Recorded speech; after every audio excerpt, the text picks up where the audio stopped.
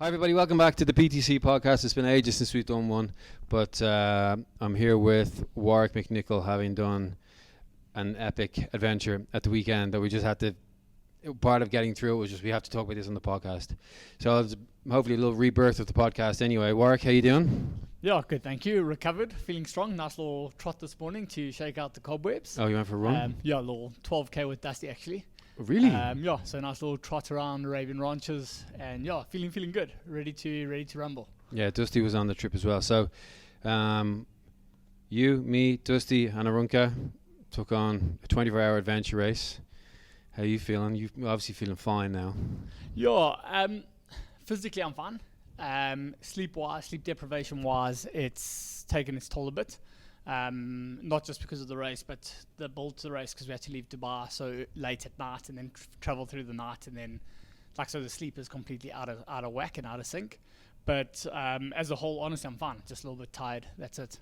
Do you want to tell people what an adventure race is, like for anybody who has no idea what we were doing? Yeah, sure. So adventure racing typically is anything from 6 hours to 7 days of continuous racing, and what you do is you get given a map, and they give you legs within a map to accomplish, and within those legs you have 3, 4, 5, 10, 15, 20 checkpoints depending on the race director.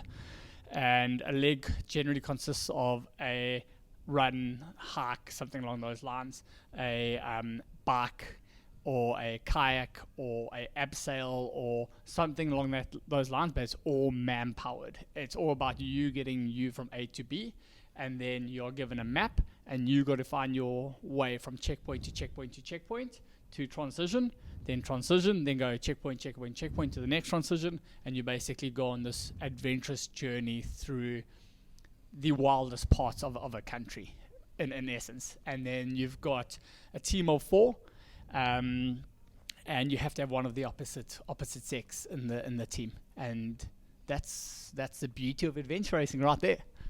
And a very important part is you have a map and you have no GPS. Yes, so basically what happens is that they call it like a dark zone, or not a dark zone, sorry, it's like a cutoff where you actually take your phone or any GPS devices, you turn them off, and then you're not allowed to activate a phone or GPS or anything like that again until the end of the race. And they actually seal your phone, so you allow one phone for emergency, and they seal that phone with like tape or whatever, however they do it, and they make sure that you do not have access to that phone at all throughout the race. Yeah, so Warrick phoned me in mid-August and like, what are you doing September 9th? And I was like, September 9th, the weather's going to be fine, and he probably wants to go for like a 3-hour run or something in Dubai. Yeah, I'm not doing anything, fine. Why? Oh, we're going to do a adventure race in India, 24 hours. I was like, shit. Okay, well, I've already committed to it, so I guess I'm in. So we had to do... So we flew out, when did we fly out, on Thursday night? Yeah, so we flew Thursday night at 11 o'clock. Yeah. We landed at around 4 o'clock. We got to our hotel at around 6 o'clock in the morning. The race organizers were very kind to say that, because from pretty much 8 o'clock in the morning, they had activities to make sure that we're competent and ready. But because we all knew how to kayak, they said we could skip the kayak session. So we actually had a good 6 hours sleep then. Yeah.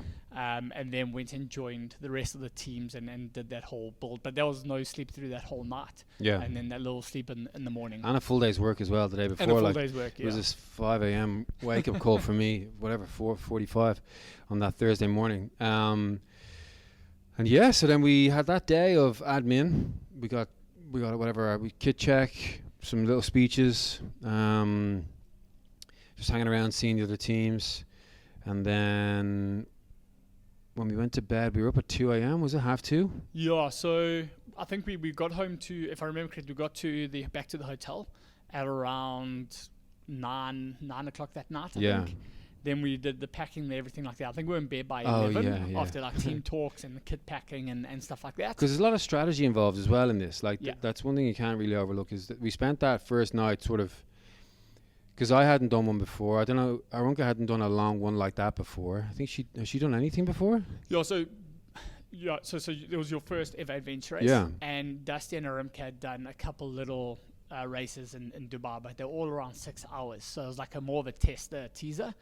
And so for you guys, it was your first actual long adventure, first proper adventure race, to be honest with you. So we had the first, because on the day you get your schedule at the meet the day before, and it was like leg 1, checkpoint 1, 2, 3, 4, transition zone bag A, which was our first supply bag, and then there's checkpoint 4, 5, 6, 7, 8, and then there's another transition zone and the next few checkpoints, and then you meet bag A again, and then you meet bag B again just before the end. So you can stash some supplies in the bags. So we had to plan that as well, because we were expecting one of those legs to be a kayak leg. So that was pretty much that night. The night before was trying to figure out what goes into what bag. So when we wake up, we just get dressed and go. Yeah, so they give you what's called like a race book. And in that race book, it tells you the different legs, so the different from transition to transition.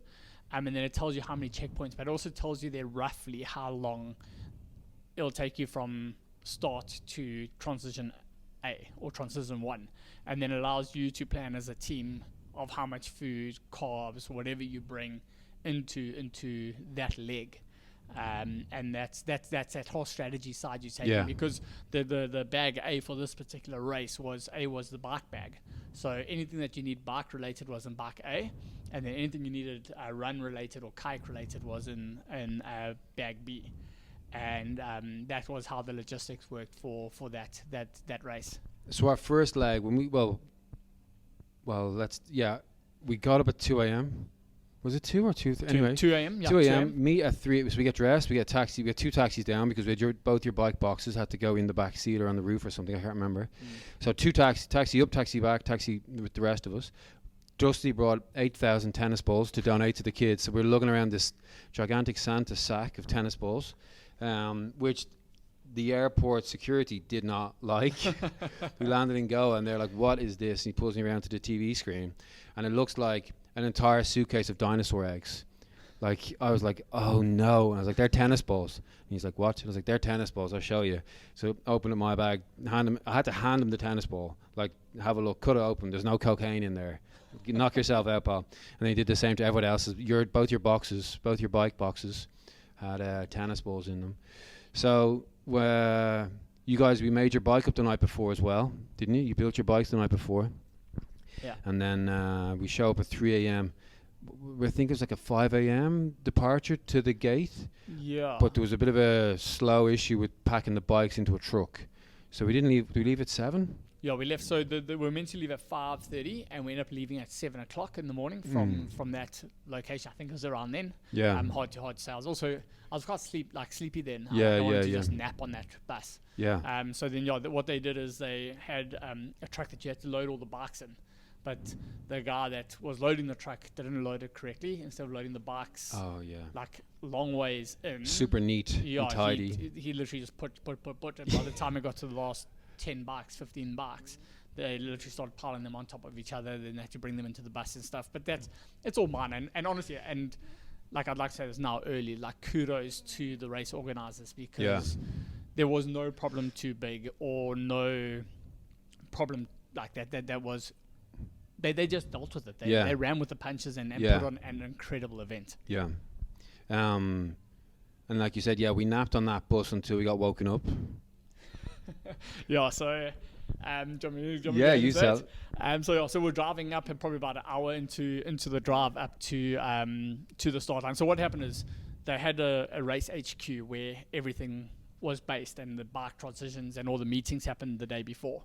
And then they chucked us in buses, and we had an hour and a half, 2-hour drive up to a secret location, which was the start of the race. And I actually can't even tell you where that location was. No, I don't either. Because it was at some reserve, the gate of a reserve, but we never were really told until we got the maps, and on the maps the name wasn't actually there. But anyway, so on the drive up, we were all sleeping or napping in the bus. Me and Mark were snuggled against each other by that stage. Exactly. And then we just had this boom. Yeah. And somebody smashed into the bus. So that was, and he would have been going fast because that screech was long. That was 4 or 5 seconds of everybody woke up before the bang, and then I remember I just woke up and I just see everyone getting thrown against the side window and then back down.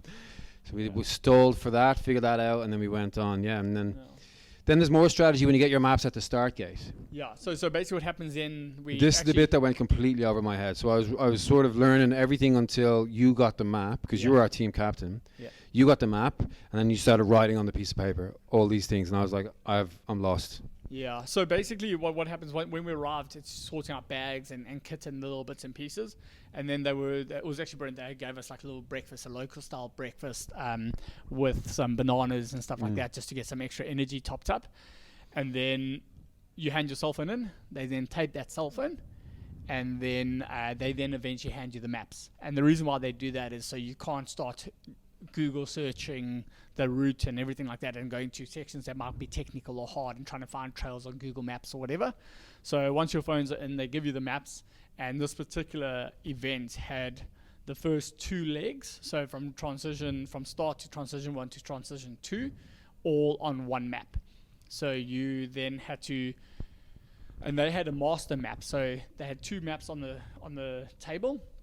You'd take your map and you'd see where they placed that. That's what was going on. Those checkpoints on the map. So it wasn't that you're given the map with checkpoints placed already. You had to see and calculate where they placed it, and then place it exactly on the same location on your map. I see. So if you got that wrong, you're going to be in the total wrong direction. It adds another whole atmosphere to it. Even if you get it right, you might have been in the wrong direction, as we found out. Exactly.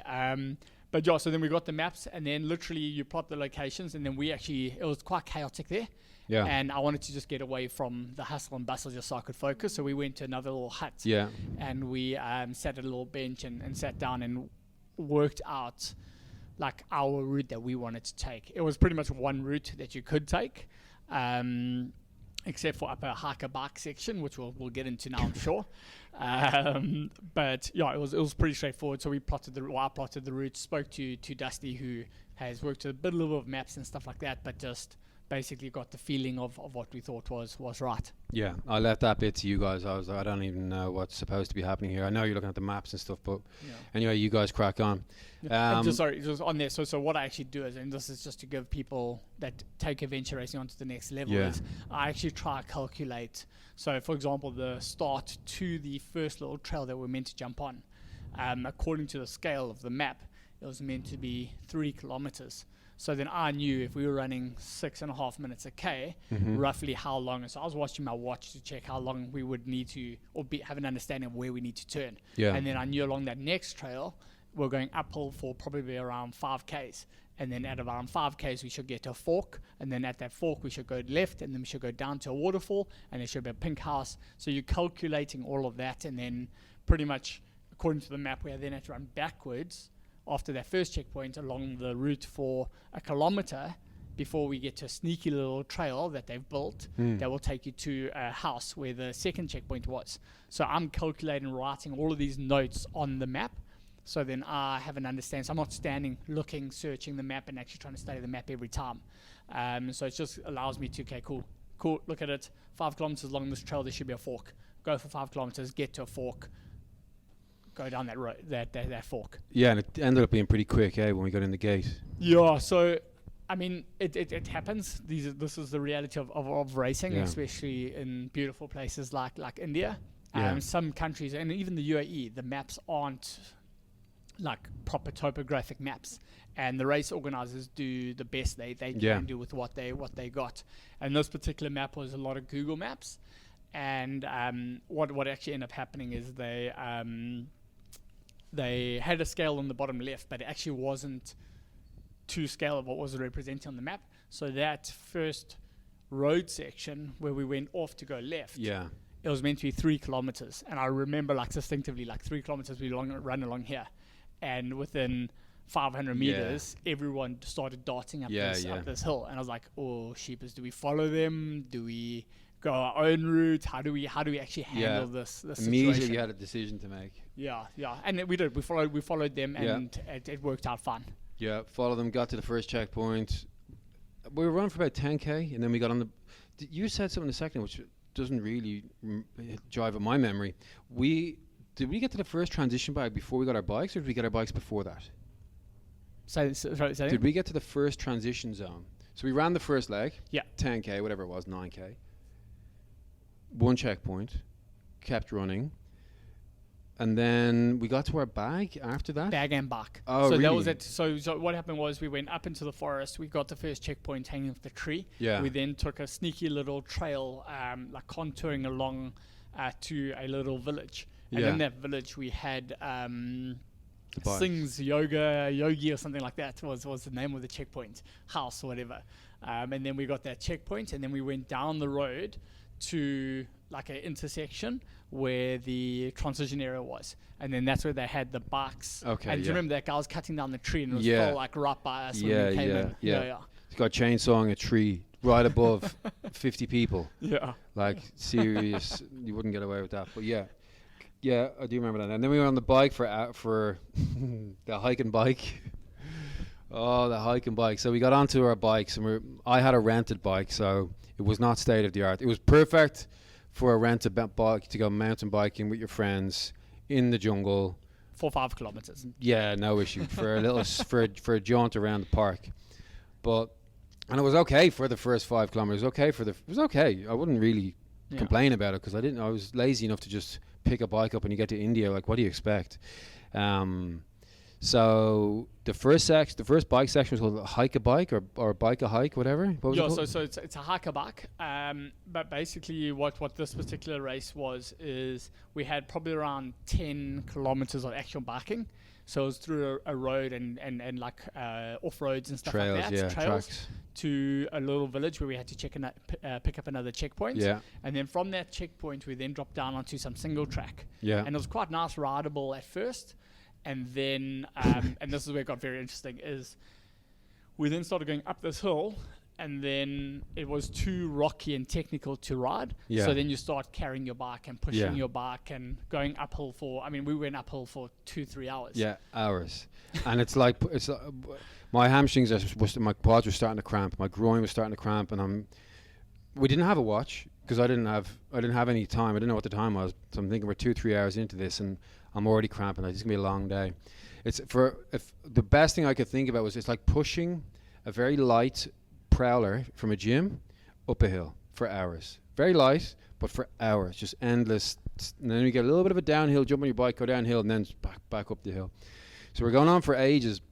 And Warrick had mentioned something about like he's not too sure which way to go. Should we be going uphill or not? And I was like, we shouldn't really be going uphill. This doesn't make sense. And I had in my mind 500 meters. We were going to go up 500 meters and then down. And I was like, I'm pretty sure we started already at a couple of 100 meters. We've probably gone about 500 meters now from my experience going up. And we're right near the top of this mountain. And there's still more up. And everyone's like, oh, look at these amazing views out to the right. And then we stopped and we had to think. And Mark's like, look, guys, this is what I think. I think the checkpoint is down that way. I don't think we should be going up. I think we're going way too high. This doesn't make sense, all this altitude. So you put the map on the ground, and from my minimal experience with maps, I'm like, shit, that bit there that we passed is a saddle, and we're nowhere near a saddle, and we're not going to see a saddle up here. We've gone past the saddle. Because you could kind of see on the map this shadowy stretch, which is obviously the shadow of the hill. So we're on top of this hill, the shadow's to the left, and the checkpoint is down further to the left on the map, and our trail leads us down that way. So Warrick was trying to decide, do we go back or do we go up? So him and Dusty had a conversation. Dusty thought because the cameraman and because the rest of the group were all still going up, that this would have been the right way. We still should go up. And I remember thinking, no, like the more you say that, the more we shouldn't go up. Yeah. And I And remember the cameraman can't say anything, and Dusty's like, yeah, but the cameraman wouldn't go up if we weren't meant to go up. And I was like, no, Dub, of course he me. would. Like, you would. That's where the action happens. That's what he's been paid to do. Yeah, exactly. And I remember when he was pushing back a little bit, and I was on your team, and I was like, I think we need to go down. Yeah. And I think it's worth the risk because then we'll be ahead because everyone's just gone. Everyone else has just bombed up this hill. Yeah. And I remember the moment where he started to listen to you. He's like, what? Oh, yeah. And I was just like, look, it's happening. He's realizing. And he goes, okay, let's go down. So we turned around, U-turned, went back down the hill. And we're trying to find a trail to the right. We go down, maybe 3 or 4, I don't know how long, maybe 15, 20 minutes, half an hour? About 20 minutes, 15, yeah, it wasn't minutes. too far. And we stop, and Warrick goes, right, stay here. We need to be finding a trail to the right. You disappeared off into the trees, put your bike down. It absolutely lashed rain. I mean, it lashed rain as soon as we started. As soon as the gates opened, it lashed rain. So we were absolutely drenched to the skin throughout this whole day. Overcast, lashing rain, warm rain as well.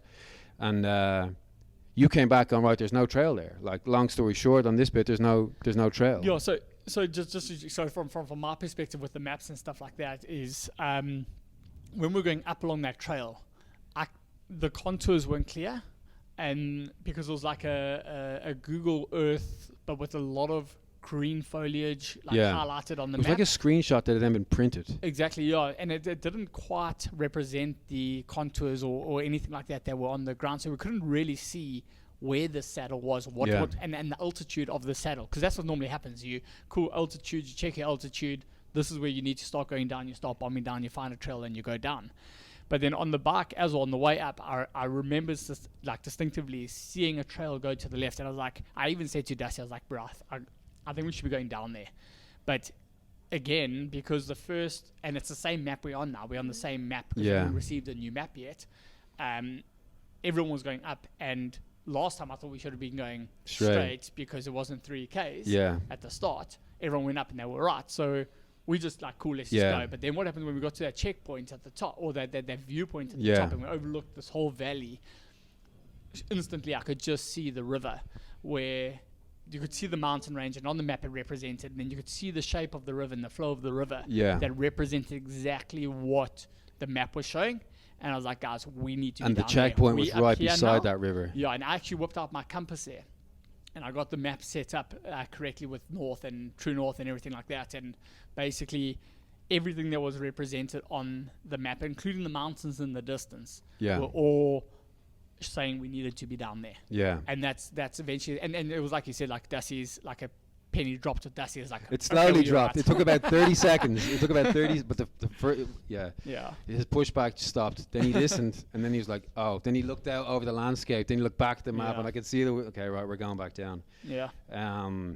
So we went down. You went looking for that trail that was now going to go down to our right. Couldn't find it. Yeah, so on that also, sorry, just to jump in there, because there's so many different perspectives. So you got like your perspective, everyone's got their perspective of what actually went down and what happens. So from my side, like as a team captain, number one, and the map reader, like I'm trying to make the best decision for the team, and I know I can already see the depletion in the team. Yeah, yeah. So I'm trying to make an educated decision, like, okay, cool, let's go down 10 minutes only.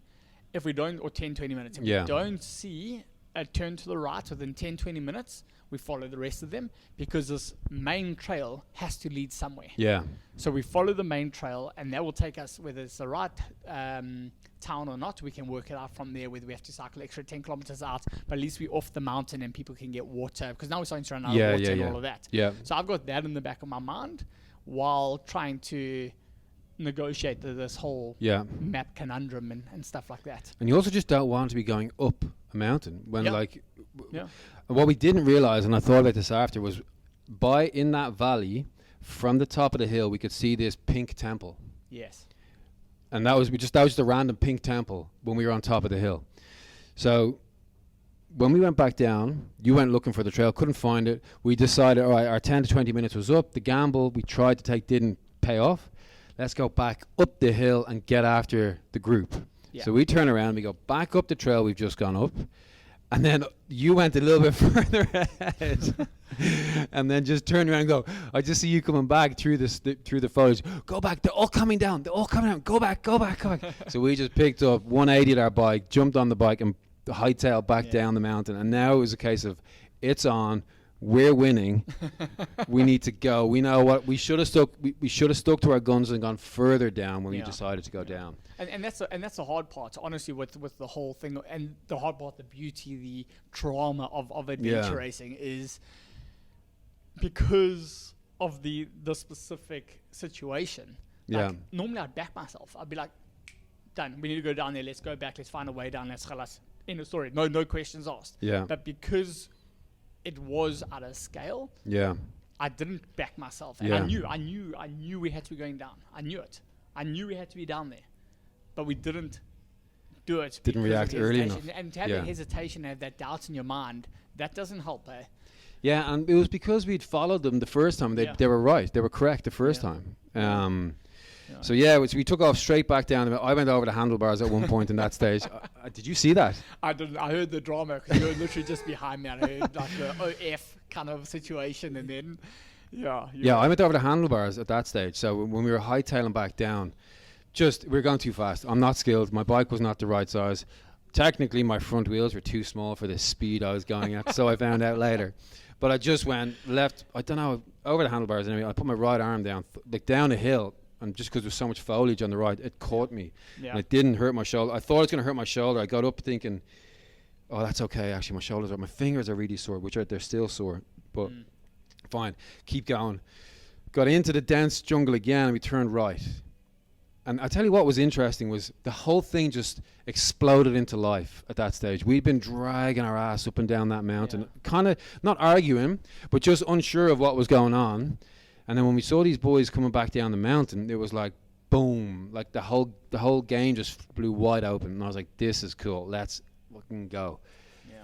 Turned right into the jungle. Tried to get away from people so they couldn't see us where we turned right, because we knew we had to turn right. We didn't want them to follow us. Maybe they'll keep going straight. And for some reason, there was a team ahead of us down that right turn. So we caught up with this other team. And then the real adventure started. Yeah, so there's this actual trail that you're talking about now that we end up turning right down. That's a trail that we cycled past. I was like, I'm sure we should be going down to the left somewhere here. Yeah. And you don't know, because on the map it showed one trail only. It didn't show multiple trails or anything like that. It showed one trail, and it was a smaller trail off to the left, or now to the right for us to come back. So on the way up it was left, for way down it was right, and it was a smaller trail, but it was a trail. Yeah. So we took it. It was a very obvious trail. It was a very obvious trail. We took it. At that stage, it was obvious. Yeah. It turned out not so obvious. It turned out that this trail led us to a river, which then turned into the river, which then turned into waterfalls and streams and logs across the river, and like rocks that were just like an ice rink, and like 7-8 foot drops into the next section of the river. So the other team were there with us, one of the local teams, and they had enough. They just U-turned out of there. And you and me had the same mindset. Dusty and Arunca were a little bit questioning, do we keep going down, do we go back up? Because it was dangerous, but this is not the right way. And at any moment in this, we either reach a 25-foot waterfall, or there's just overgrowth right across the river, and we have to go back up. So we're risking this, continuing to pursue this down this waterfall. We had no water at that stage, or we had our dribbles left in. Everybody had like 10 mils left in each of their little flasks, and you were just like, look, we have to go down. We need to get off this mountain. It's better to go down. And I was like, 100% we're going down. Yeah. So from our side it's we've got 4 athletes in the middle of this ravine. We know we have to go down here somewhere. We don't know if we're on the right trail or not the right trail. They may be in the right trail. You don't know it. Yeah. Because there is no proper evidence that it is or isn't the right trail. There was that one tree. The one tree that was cut. That was cut by a saw right in the middle of the nothing. Yeah. But it had clearly been cut by a saw. Yeah. And I was like, oh, maybe someone has come by here. Yeah. But and this is and what I'm saying is, so if we hadn't carried on going down, and we turned around and gone up, that's another hour, 2 hours added to no water, to risking. I think, look, we would have been fine drinking the water. It was straight off the mountain. I don't think there would have been a problem with it if push comes to shove and it was an emergency. But it was, for me, it was, I didn't see anything that we were going down yet that was too dangerous for us to handle as a team. Yeah. We're all competent. We're all pretty adventurous. And this is what adventure racing is. It's making that decision and going down that waterfall and passing a bike from one team to another teammate to another teammate, and eventually it's teamwork. It's that section that I love the most about the whole entire race. I would say the same for sure. I mean, that was also the moment where I realized that my bike was 5 times heavier than everyone else's bike, because passing the bikes down, and I got these 2 feathers handed to me, and then my bike and Arunca's bike was like, oh no, I see what's going on here. But I was the same. I was like, look, up is too much effort. We're not, because we would have to beat our way back up the mountain, because we didn't just walk down. We had to beat our way down. Yeah. I'm not beating my way back up. I'd rather keep beating my way down and then just get out of this river somehow. Yeah. So I don't know how long we were there for. We had no water.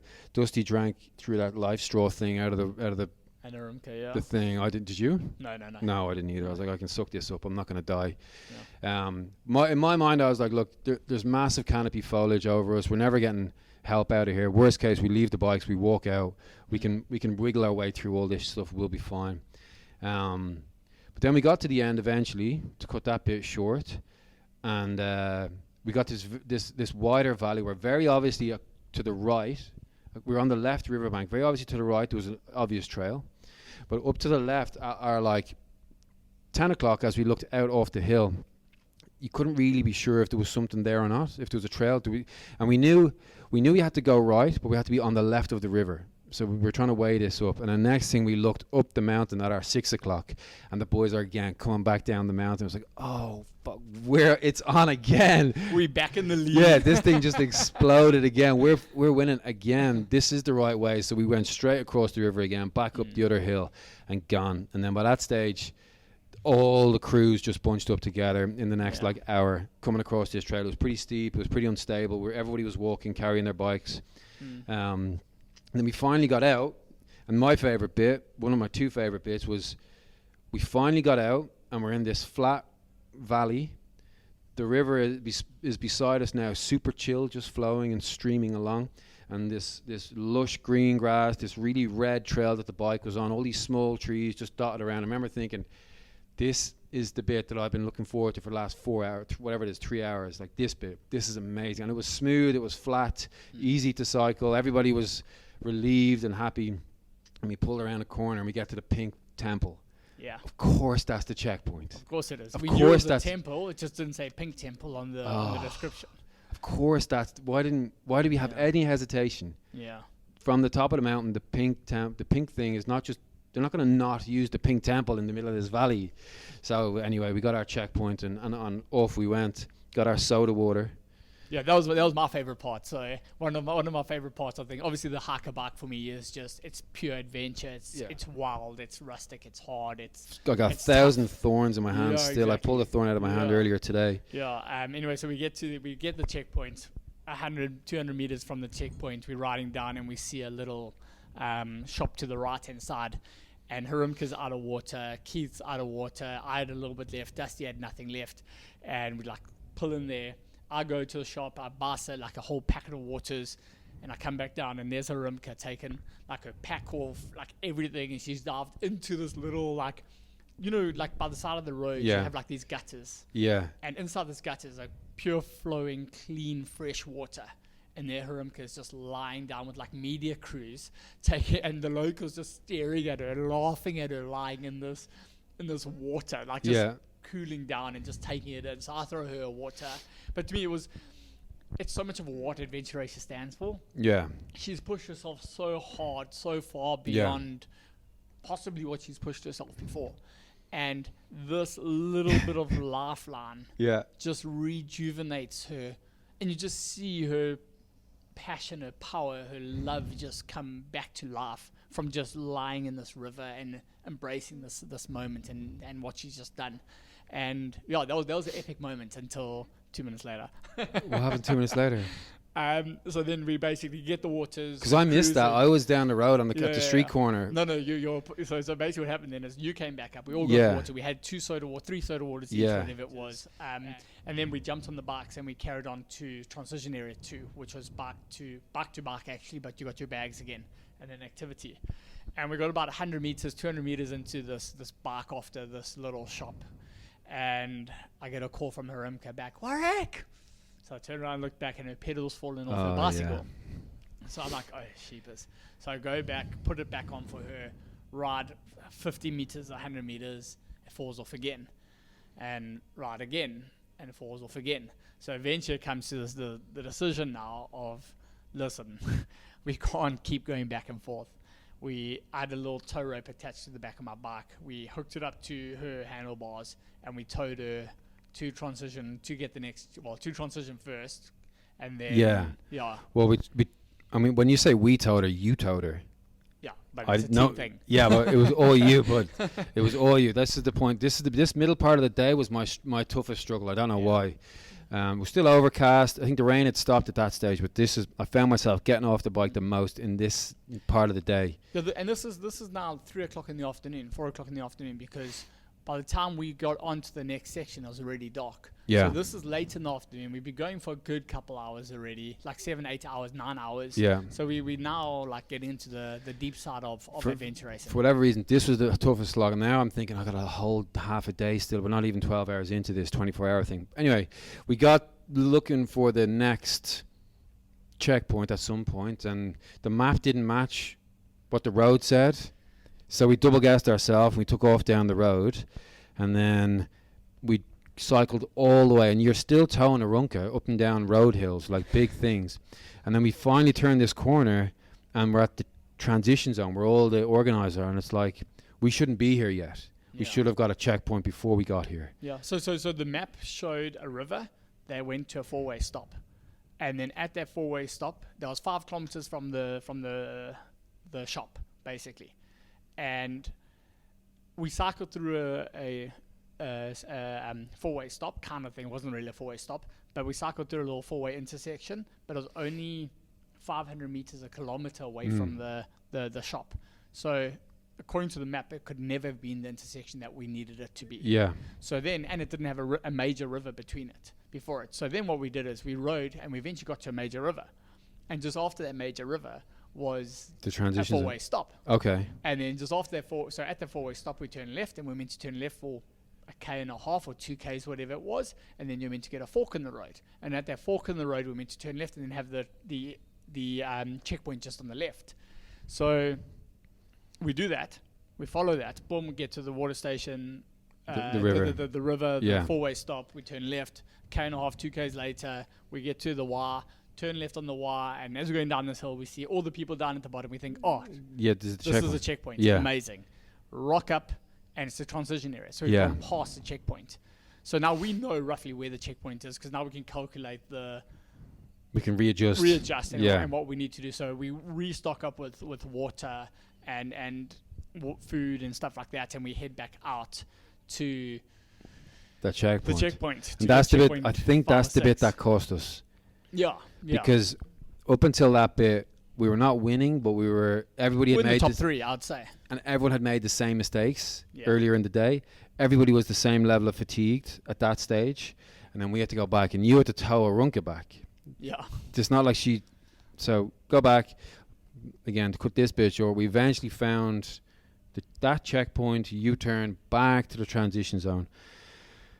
And it was before sunset at that stage, and then this is now where you're about to get new maps. We've got to all rest, recover as quick as we can. No. So what we had to do is, before I could get maps, we had to. So generally they include a local activity into these things, and that activity happened at checkpoint 2, where they gave you a kg of rice. And there were 2 stones, and you had to grind rice between the 2 stones. It's like a round, like a stirring old thing, Stone Age style. Really cool, though. Like an epic activity. And I thought it was epic until they told us that it was this bag we had to a full ground. kg of rice. Yeah. She goes, a kg. Then she held up this bag, and it looked a bit small, but I'm like, a kg is still a kg. Yeah.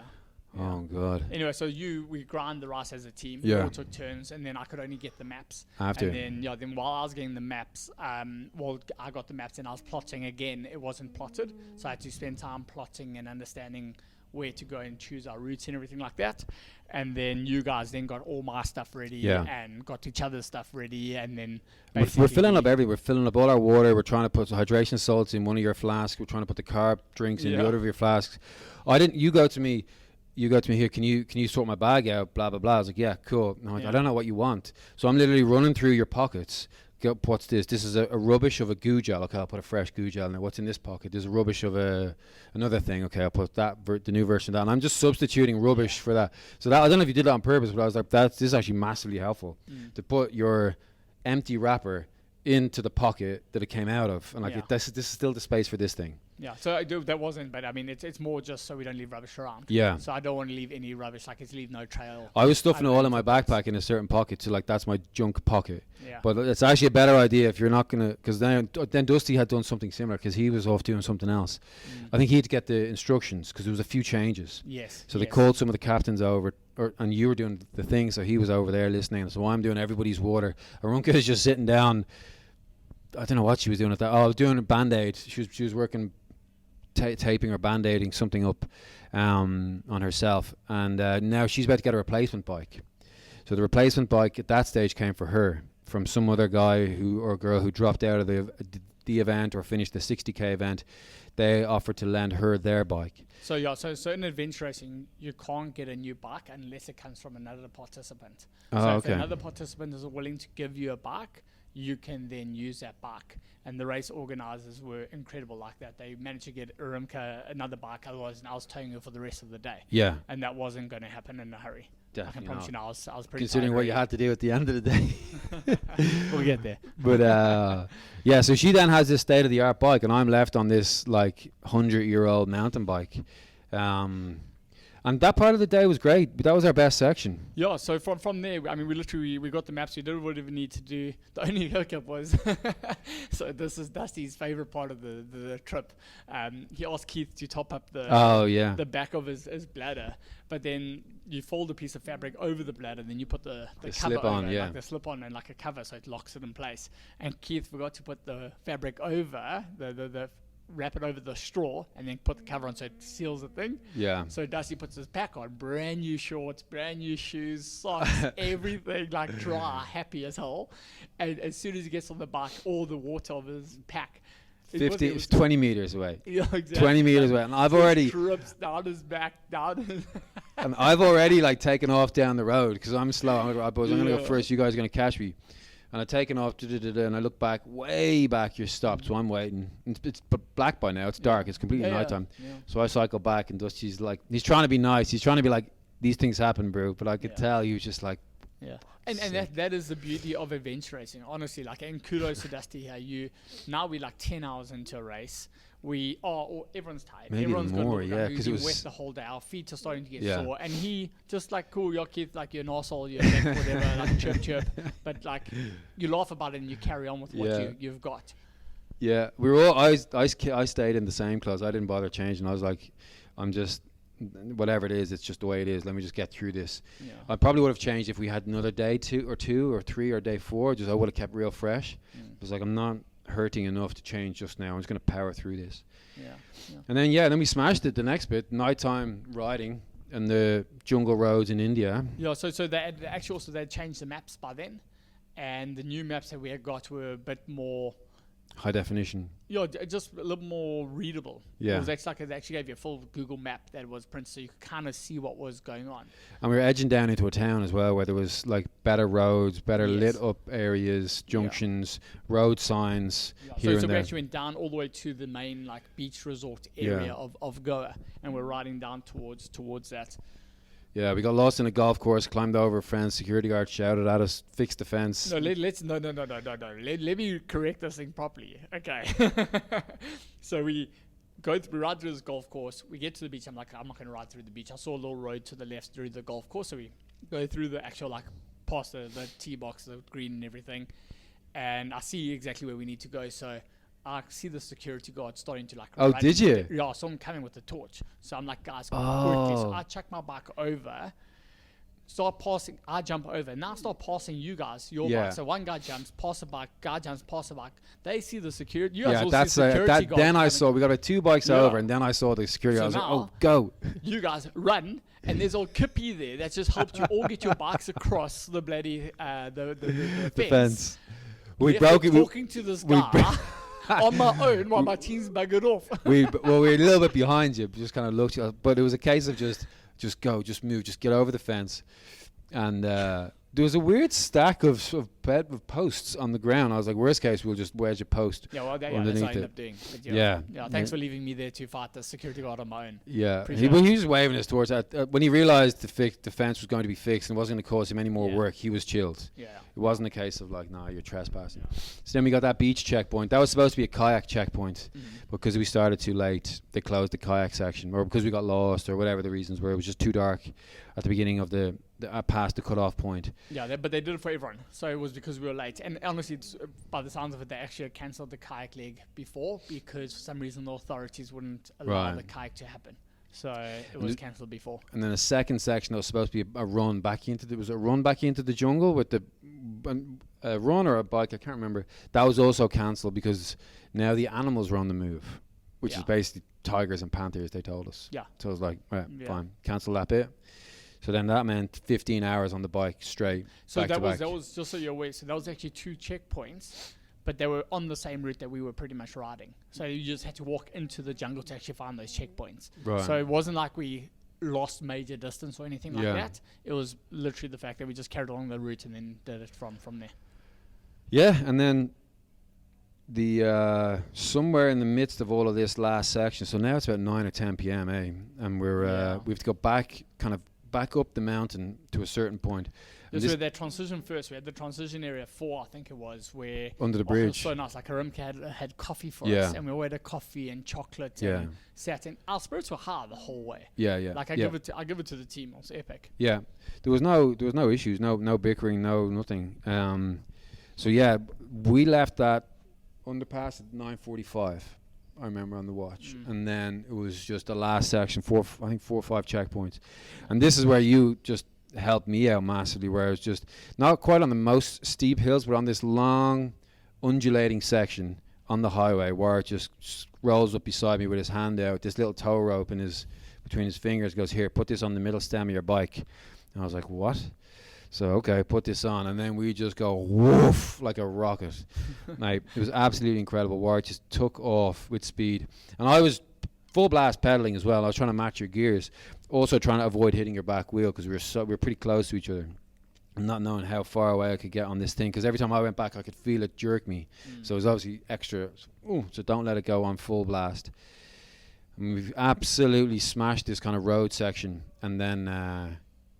We must have had another checkpoint or something like that, and then we found ourselves going up the mountain and into the grassland area. Yeah, which the was grassland area was cool. That was my second favourite part. Yeah. Just this dark, just our headlights lighting up this wet trail in front of us and grass. So the first checkpoint, so when we jumped on it was a 35-kilometer bike leg, and what we did is we went off the freeway quite quickly, and then we rode through these winding, meandering roads through like proper rural, like beachside Goa. And we went up into the mountains, and then we got to this little village where we crossed the river, and we knew what the village was called, and we basically went back on ourselves because we had missed a turn like 10 meters, like 30 meters. Yeah. Went back, turned right, left there backwards, and then up over the hill, and then we got the first checkpoint at the temple, and then the next checkpoint was in this rice field, like grasslands. Yeah. And then when you turned off the road to take a bit of a shortcut through the grasslands, there was a lovely single track that, like, at night the stars were out. Yeah, it was just beautiful. Long grass, it was wet and kind of leaned over to one side, and again small trees spread out across. So when you shine your torch across, you just got this single view of what was happening around us. That was super cool. And then me and you almost both went into this massive mud patch. Yeah, we did. Yeah, it's managed to not drown, but yeah. And then it was just plain sailing from there. And then what time did we finish at? I can't tell you. I think it was like 1 o'clock in the morning. Yeah, sometime around there. We got the last checkpoint at the train station stop, and then we then jumped on the freeway again, cycled back, did the last little transition area. So they made you run into the finish and not cycle into the finish, which was at this pumping nightclub. Yeah. The what's the hostel called? I can't remember. I don't even know. At the hostel on the finish line, and that was the epic journey. Yeah, it was awesome. And then we were done, just sitting down. We realized we were trying to put together where we'd finished, and there's one group there like, yeah, we won. It's like, okay, so we didn't win. Where did we finish? We're trying to figure it out where we finished. It's like 4th, 5th, or 6th, or somewhere like that. But yeah, and then we just chilled for a bit. Body was broken. Thank God it was over. Wasn't too. Well, was sore. Was stiff and sore, but like no blisters. No busted open skin. No accidents. It wasn't like someone had fallen off the bike. Thankfully, one lady got hit by a moped. Remember that lady at the beginning? Early in the race, yeah. Right at the beginning, we opened it, running down the road, whatever it was. First 500 meters. Yeah, a moped flew past us, and then behind us we heard this screech. Boom! Turn around, and there's literally a lady getting out of the ditch, moped on its side. I got a man getting up off the ground from the moped, and she continued on. She finished the race. But yeah, so all in all, a massive success. Lovely little closing ceremony the next day. Yeah. So. No, it was an unbelievable race, honestly, and again, like, just a massive kudos to the guys at Adventure, because it's honestly, to the whole Indian community, it's unbelievable seeing like adventure racing. And we said this, and I think you actually said this on the live broadcast or whatever, that adventure racing is generally a older person sport. Like it's not for 20-year-olds and stuff like that, 25-year-olds. You don't see that much on the international scene, but yet the whole Indian contingency is young guys, young people. Guys and girls, so yeah. I'm excited to see where the growth of the sport comes from that young generation, and obviously Ajita and the team, they've done such a good thing. Yes, the maps may not be the best, but that is adventure racing. Yeah. That is what makes it so epic and so beautiful and so hard. And not only that, everyone had the same map. It's not like it's not like we got a dodgy version 100%. And someone else got a perfect version. And that intersection that we went wrong, where on the Hakabak, I take full responsibility for that. Like, that I knew we should have gone down left. I knew we should have. I had no idea. Anything. I was just trying to grit through this leg pain, hamstring cramp, groin cramp, just get to the top of this hill. Yeah, exactly. And once we get to that viewpoint, and I knew we had to go down, we should have just gone down. I shouldn't have hesitated in my abilities. But that's the beauty of adventure racing. That it's you got to get it wrong to get it right. But the thing about those mistakes, like, the early mistakes were so costly. Yeah. And then it was back on. Do you know what I mean? It was just boom. This competition's exploded back into life because now we're all back together. We've all made the same realization, because what had happened was those guys had gone up to the top of the hill way ahead of us. We turned back and then turned back to go 2 up hours. again. 2 hours extra. They went up. Then they came back down, and one of the guys says to me, he goes, "That trail just leads to circling the top of the hill on the contours." So they went all the way up to the very top. I don't know how much further, a couple of hundred meters further. And they just went in a circle and got back to the trail. And they were like, well, we can only go down now. We've gone wrong. So they come all the way back down, and we saw them. And then we separated ourselves. We're in this forest, this riverbed. And we think, right, now it's just a survival game, just to get out of this, get back onto the trail, and just tick the boxes from now on, just get through this whole event. And boom, we're in the lead without realizing. We see the guys flying down in second place, like, oh, this is it. Let's go this way. Yeah. But Ajita and those guys, they did an awesome job. It was interesting to see how much energy they brought the day before, during the event, like the day after. They'd not slept.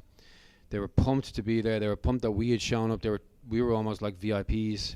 I did, I think, 2 interviews. You had a speech on the mic. Actually, we all had speeches at the end in the closing ceremony. They asked us a load of questions.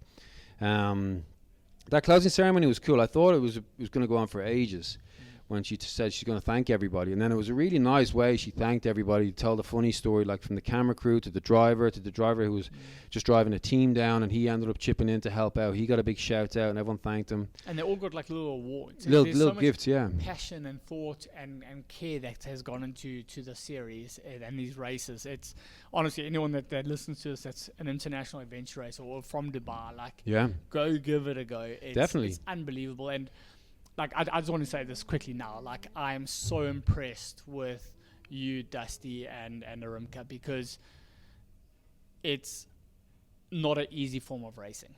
It's not. We all know it's not. And you guys, literally with very minimal time to prepare, absolutely no. I mean, what was the longest you had ever cycled before that? A few hours. Yeah. Okay. And the longest you had run?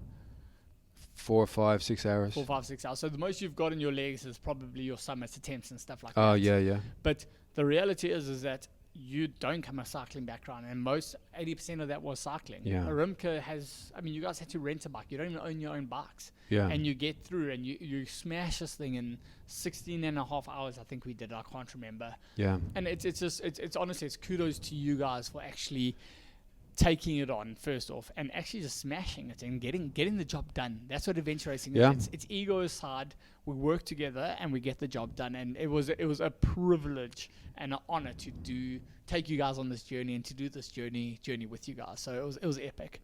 Well, man, it was a pleasure being with you, seeing the raw power that you still had in the tank, like towing me along those roads so late in the night. And then when you overtook those two mopeds, which is a thing that actually happened, these two mopeds went crawling by. Two guys that had told us the name of the village we were in a few hours earlier cruised past us and gave us a few beep beep and a wave. The next thing, Warwick's just like boom, boom, boom, boom, boom, down the outside of the guys, just overtook them. But yeah, look, I don't know. There's no way you're not going to finish that. Do you know what I mean? My biggest issue was just holding the team up. So just figure out a strategy to just get through it. The hills were long and steep sometimes, but I figured out a bit of a way to just hammer down the hill and get up the next hill as quick as you can, and then just spin the wheels. I honestly have never felt such pain in my hamstrings. I've never felt that kind of pain in the last few days. They're fine today, but unlike it's not a gym session soreness. It's a really different soreness right in the back of the tendons. So that's interesting to see. I don't know what the difference is, but look, it was a whopper event. I would definitely recommend to anybody listening. There's a 60k option in the one we did. You could test the water with that.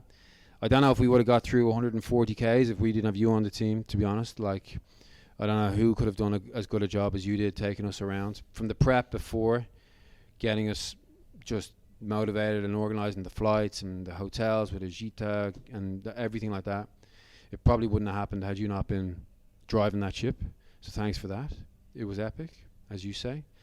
And I would say to anyone, get involved. Contact Warwick. He's looking for people. He's looking for people for the Philippines.